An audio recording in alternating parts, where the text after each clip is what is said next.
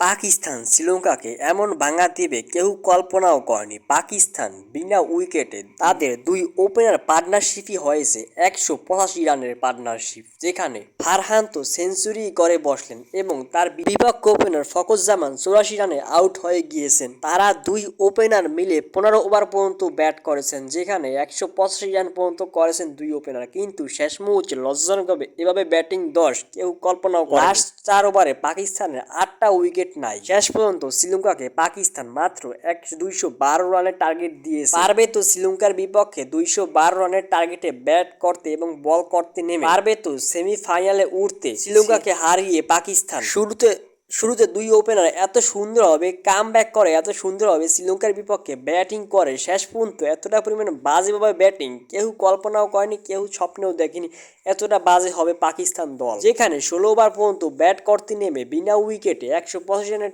Target দিয়েছে এবং বাকি 4 ওভারে তারা 8টা উইকেট হারায়। এটা কি দেখার মতো, বাবার মতো? এখন পাকিস্তানকে দেখে যেটা মনে হচ্ছে, এটা একটা দ্বিতীয় বাংলাদেশি দল, যেখানে বাংলাদেশেও এরকমটাই হয়, দেখা যায় ম্যাক্সিমাম ম্যাচই।